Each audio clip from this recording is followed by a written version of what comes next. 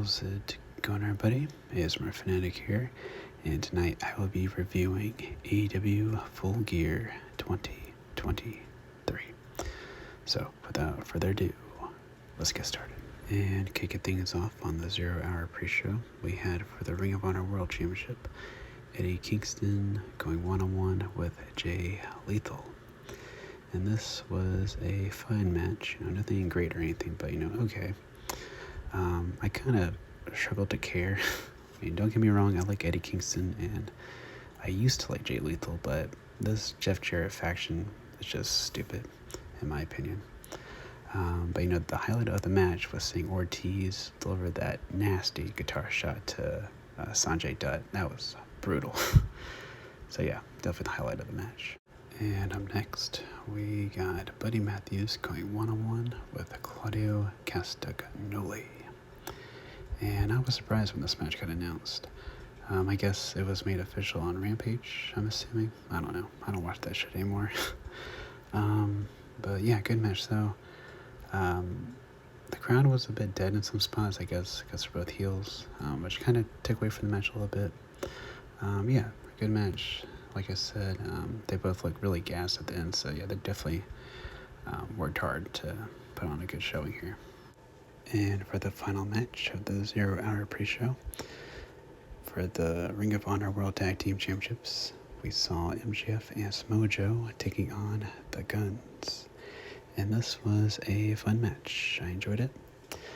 To be honest, I'm not the biggest MJF fan anymore, and the Guns I've never really liked to begin with. But I do love Smojo, so yeah. Like I said, fun match. And in the end, we did see Adam Cole come out to cause the distraction finish for MJF and Joe to retain the titles. But I wanted to bring him up because I do think he is under the devil mask, which I think is obvious. A lot of people are saying other names, but yeah, I think it's Adam Cole. I mean, come on, it does make the most sense. So, yeah, I am intrigued to see what's going to happen with that storyline. And to kick things off on the main card, we had a trios match as we had the team of Christian Cage, Luchasaurus, and Nick Wayne taking on Adam Copeland, Darby Allin, and Sting. And this was a good match. I enjoyed it. I wasn't overly crazy about it, but it was fun. It was fun. My favorite part was the ending, though, when Christian Cage basically ran out of the arena and left his team to lose. That was funny. Yeah, like I said, good match. And next up, for the AEW International Championship, we had Orange Cassidy going one-on-one with Jon Moxley again. And this was fine. I didn't overly enjoy this match as much as I thought it would. I think it just came down to just me not being the biggest Orange fan anymore. And also Jon Moxley, I like him way more in New Japan than AEW, so yeah, there's that. When it comes to who should be the next AEW International Champion, Konosuke Takeshita, my man, he should definitely take the title. It's time if he gets the title in AEW.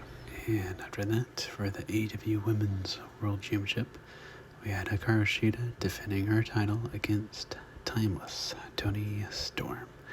I gotta say, this gimmick for Toni is perfect. I'm glad she's finally found her footing in AEW. She was floundering a bit, especially in Soraya's group. That was terrible. Yeah, but this gimmick is so good. But the match, that ending was, oof. I do get what they were going for, but it just came off so awkwardly. So yeah, that did hurt the match.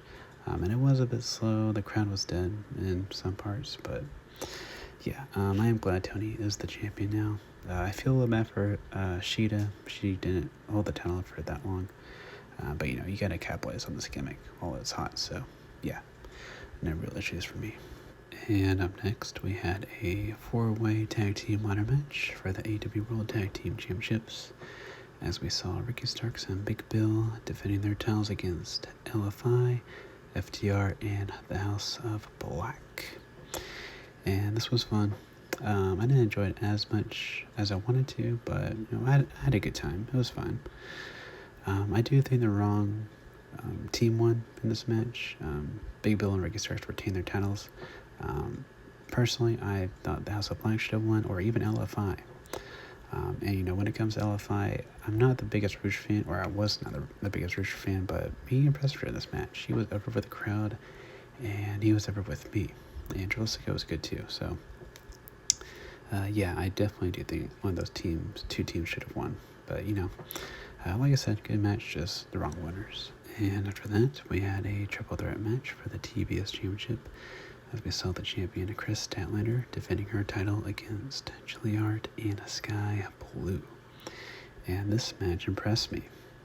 I actually liked it more than Toni Storm versus Hikaru Shida, to be honest.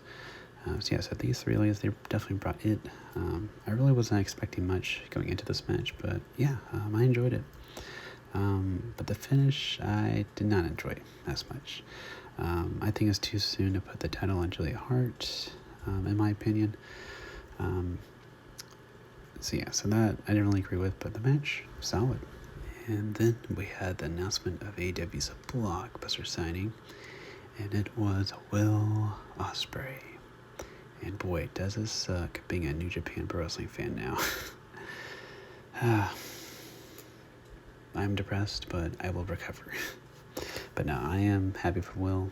He has done all there is in Japan, so this is a nice change up for him. But I'm just hoping that he goes straight up into the main event top picture scene. He should not be in the mid-card picture at all. He is definitely already at that level in the main event scene. So yeah, Tony Khan, you better book him right. And next, we had Hangman Anna Page going one-on-one with Swerve Strickland, Part 2.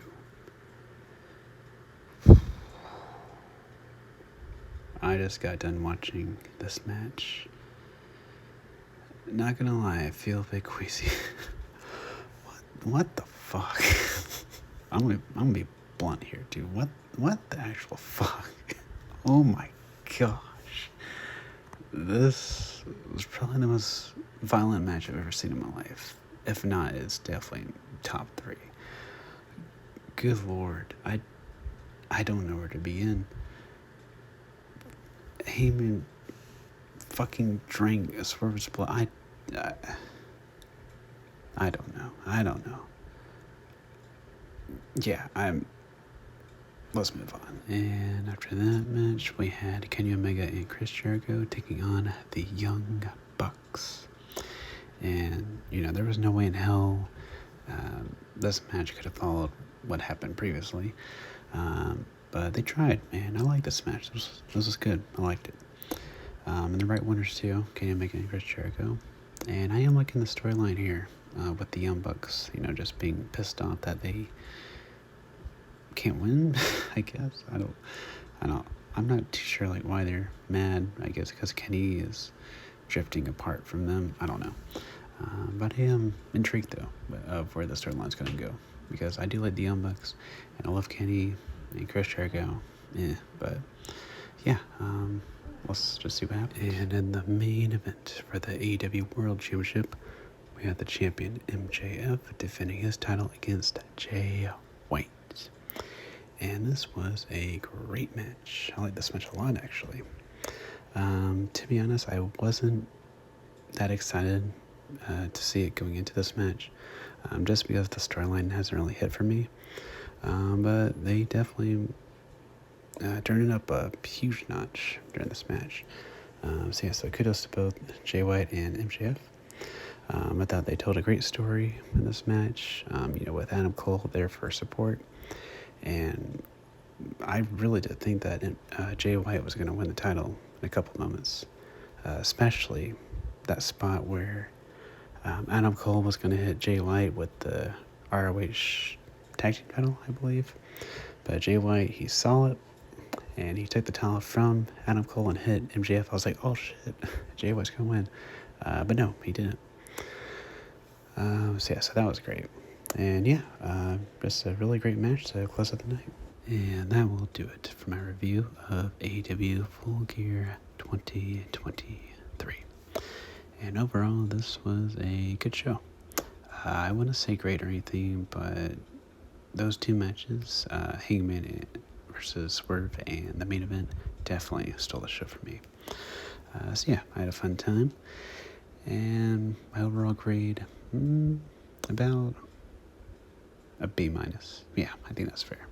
Like a 7.5. Yeah, I think that's fair. So yeah, as always, hope you guys enjoyed, and let me know in the comments down below what you guys thought of Full Gear 2023. And also be sure to look at my community post on my channel, as I did provide some updates on some feature videos that are coming to the channel. And there's one that I will be making soon that you guys have been requesting, so be on the lookout for that, along with the other videos. And yeah, with all that being said, this has been the ASMR Fanatic signing